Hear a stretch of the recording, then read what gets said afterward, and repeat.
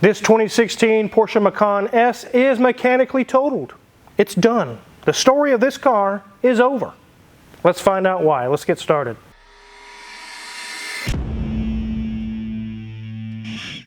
This is the second vehicle this week with major engine trouble. You guys just saw the Jeep Grand Cherokee. We did a video on that. The customer did decide to fix it, not replace the engine, but they are going to let us pull the heads off and fix it because it's still cheaper than buying another car. So the situation on this one is even way worse.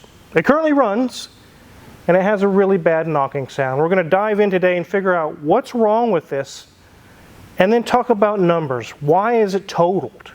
Before we get started on that, let's take a look around this Macan S. So here's the front of this Macan S. It does have some foggy headlamps and also has a nice little fist-sized dent right there, unfortunately, in the hood. It is a pretty blue color. Do you like the color, Mrs. Wizard? I love this color. There's so many of these that are white and silver. I just love the color that it has. Yep, it does have some really nice wheels, kind of like a snowflake looking style. And they are 20-inch wheels. The rear really looks nice on these Macans. They're really stylish vehicle. It's too bad we're seeing a lot of European vehicles with major engine troubles like this one has. And on this side, equally as nice, except for the dent in the front. It really is in pretty good condition. Let's let Mrs. Wizard give you guys an interior tour. Okay, ladies and gents, see that? 112,640 miles. Yes, this is mechanically totaled at 112,000 miles. It's sad. But you can see it does say Macan S, and I'll put my hand away from that light. You can see nice three kind of circular designs there for our speedometer tach and our information screen. So we move up. Looking good up there. We've got a nice analog clock. You can see we have air fresheners galore there. We have one up here on the visor. So this thing is smelling pretty nice, but we have some nice piano black, have a nice infotainment screen. As we move down, you'll see we have our gear selector and buttons, buttons, and more buttons. A lot of them are for our creature comforts that this car does offer. As we move back, have a nice spot for our cigarette lighter or charge port. So we lift up our center section, got things for charging in there as well, and obviously we've got cup holders in the center. We have perforated leather on our seats, and you're noticing a theme here, black, black, and more black with a little bit of silver accents, which we also see on that door handle. When we were looking at our Levante, this is one of the reasons we did not choose the Macan. Look how much space there is for the back seat. Not much at all, but this one is in really good condition. I like the design for the two seats. It kind of got like a nice little, I don't know, windmill pattern design to it, or maybe, oh, maybe that's the face to the Mandalorian. That's it. We have a cargo space in the back, and we have a cover over our panoramic roof. As we get back to our steering wheel, have our Porsche symbol in the center, and we've got buttons, of course, on the side. So this interior is looking really good. It's just sad that it's mechanically totaled again at 112,000 miles. Let's get the hood open and see what's going on. Being that this is the Macan S, this is the 3-liter twin turbo V6, not a naturally aspirated version. 340 horsepower and roughly 275 pound-feet of torque. That's pretty good power for a V6. I'll take this little cover off. You can see that it has the intakes set up so that it can connect with the turbos and everything. The intercooler's up front, but wouldn't be too hard to do an intake job on this one, but unfortunately there's nothing wrong in that area. I'll go ahead and start it for you guys and let you hear the noise.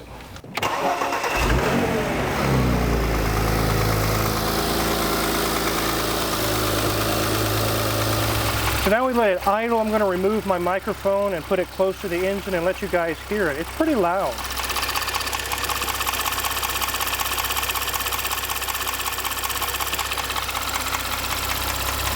I'm going to give it a few small revs. I'm not going to rev it crazy, but just maybe it'll accentuate the sound a little bit.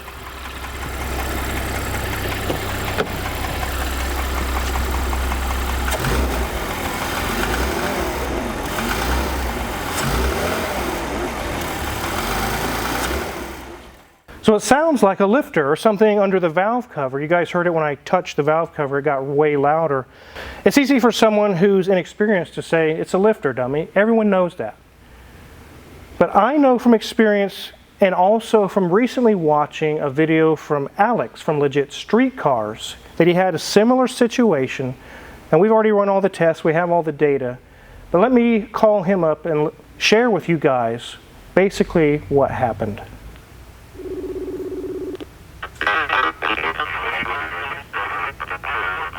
The sound sounds terrible, man. I don't know what's wrong.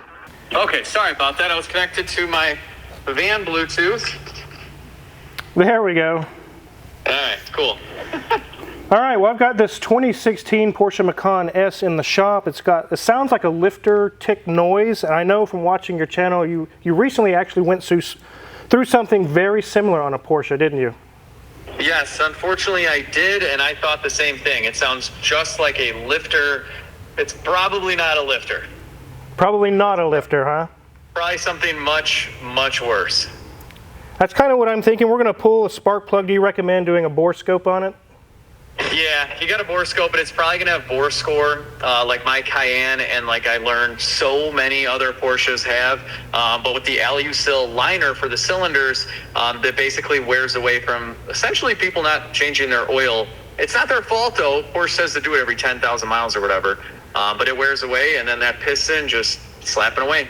Yeah, I definitely notice when I give it a few little revs, it gets louder as it gets boost on it or something. It really knocks even louder, so. Yeah, the good thing is that I went like a couple thousand miles on mine and it never got any worse. And I sold it to a guy who's going to try and just keep trucking, so we'll see how long that lasts. I did look up a good used motor, and just a good used motor is 9 or 10 grand for a V6. Oh yeah, totally mechanically totals the car. Like, it does. I had found a place also, I had the V8 version, and they would take your block and bore it out and then re-Alusil line it and then give you custom pistons. Just the block work and the pistons was $6,500. So that doesn't include bearings, bolts, gaskets, all the while you're in there. So I priced it out in my situation to be about a $12,000 DIY repair. That's without labor costs. Wow. So, I mean, you're talking, I don't know, 16, 17,000 if you brought it to a shop. So it's just never worth it, honestly. It isn't, and you can pick these up all day long for about 17 to 18,000 in decent shape. You can go buy a whole other car for that price. Yeah, it's just not worth it.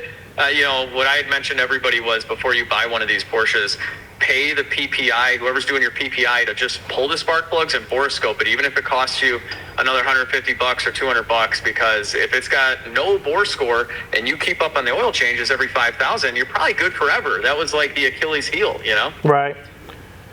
So, yeah, it's unfortunate. All right, well, we'll get the bore scope out and then see what we see, but I do appreciate your time, and I knew you'd been through this before, so yeah. Yeah, anytime. Good luck, guys. All right, thanks. Talk to you soon. All right, Bye. later. So that was Alex from Legit Street Cars we just talked with. If you haven't checked out his channel, you really should. He's got all kinds of awesome content. He actually has more subscribers than I do, or somewhere abouts. But you heard the bad news from him. It completely totals the car. There's no magic fix. There's no way around it. We're going to get Danielson. He's standing right here. We're going to get him to pull that spark plug. We're going to get our bore scope camera in and see just how bad that Alex thinks it could be.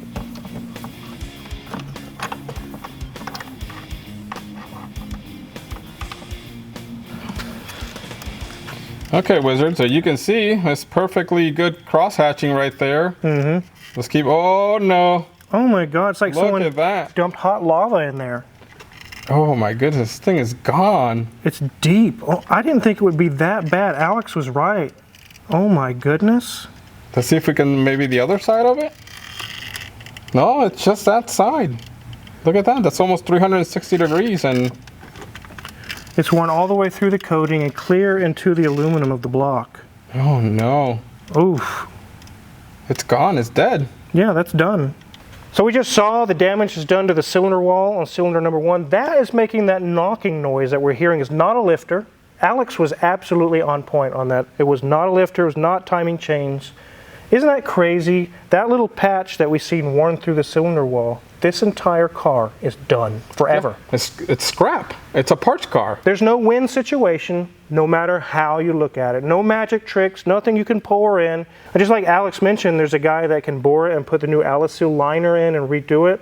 He said he estimated a shop to do that and have it done, the tear down, the bolts, the gaskets, the labor would be 17 grand. This is what these cars are worth roughly right now. That's all this car is worth, is 17, maybe 20 tops. So we cannot rebuild it because that totals the car in itself. There is an option for a used engine, but would you trust it? Not with the luck we've had. Probably a lot of them are in salvage yards right now because just like this one's probably headed to a salvage yard for the same reason. We would not be interested in putting a used engine in this because the propensity for failure that these have, that 6 months from now, it fails again. And it's 10 grand for a used engine. Let me show you guys real quick. After shipping and everything, here's a picture of it here as you can see. $9,000, that doesn't include shipping. That's for a used eBay motor. And it's a gamble. Who knows if it has the same problem? You wouldn't know really until you do a bore scope examination of that engine. Yep, that was a big thing. It's like, remember one of our friends says he would get the Mercedes engines in that had a similar problem, and he would always bore scope, and they were already scored. Yeah, that's Cameron from DC Motor Works. He was working on an AMG. He went through 4 engines before he got a good one. And the customer was so fed up by that time, he said, just forget it. I'm done. So that would be the similar situation here. Oh, just put a used motor in it. Hell no. Hell no, we're not doing that. You can't rebuild it, and a new engine will cost even more. I imagine if you could get a new engine from Porsche, it would be at least 20 grand. At least 20 grand. That doesn't even include labor. Yeah, that doesn't include the labor to put it in. That's just buying the engine. Who's putting it in? Are you guys going to put it in? We would have to do it. And the labor's going to add on top of that. So thanks, Danielson. Make sure to check out his channel. Danielson is what it's called. He's got all kinds of sweet projects going on. The Audi that's in the background. All kinds of really, really good content. The link's in the description below. Make sure to go check it out. I'll let you head back to break. Thanks, Danielson. Think of it from an insurance adjuster's standpoint. When he starts looking at the numbers of what it costs to rebuild this engine, like Alex had mentioned, there's someone that could do it. $6,500 just for the rebuild service. They don't rebuild your whole engine. All they do is fix the cylinder issue. Then it has to come back to the shop and have, like Alex mentioned, all new bearings, all new bolts, all new gaskets, and all the labor involved. A used engine's not an option, a new engine's not an option, rebuilding it's not an option, because everywhere and every direction you try to go with this car, you end up at or more of the value of just buying a whole ass other car. A whole car. This isn't only happening with Porsche products. I've seen them on BMWs. You guys saw a video we just recently did with a BMW with severe cylinder scoring. They're also happening on Mercedes AMG engines. Just like I mentioned Cameron from DC Motor Works, where he went through that whole rigmarole scenario. He couldn't get a used engine. They were all bad. Porsche 911s also have this, and Boxsters, where the cylinders are laid like this, not like that, and the cylinders are scoring, and they'll burn oil. They'll actually burn oil pretty bad. This one's not burning oil, at least not tremendously. It's just knocking. It's going to get worse. How long does this vehicle have left? Maybe 6 months, maybe a year, maybe a week. Who knows? Any of these German manufacturers, Porsche, Bentley, Mercedes, BMW, Jaguar, any of these companies today with the newer products, 2015 and newer, they take an aluminum block. They don't put steel liners in it. They don't do anything like that. They spray a special coating on the aluminum. And the only thing that stands between the piston and that raw aluminum that's so soft is this thin Alumisil coating. That's it. And if you don't keep up on the oil changes, which like Alex said, is kind of the manufacturer's fault for pushing these 10,000 mile oil changes. I've preached to you guys for years now. 3,000 to 5,000 miles for your oil change. I don't care what your manual says. I don't care what the dealer said. I don't care. 3,000 to 5,000 miles, maximum 5. And poor oil changes wears down that coating, and then the piston's riding on soft, raw aluminum. And before long, this happens. And there is a fix. I can't say there's no fix. But financially, as far as feasibility, no. There is no magic fix. It's really sad. So I'll get this back together. We'll give the customer a call, give them the bad news. We're not going to charge them anything for our diagnosis. This is really, really bad.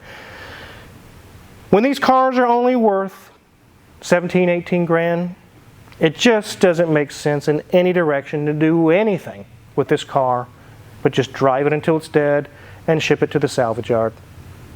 And then this engine will probably be for sale, a used engine, knocking. I don't know, it's a really crappy situation, guys. Make sure to check out Danielson's channel. He's working really hard to get a lot of content for you guys. He's doing a great job.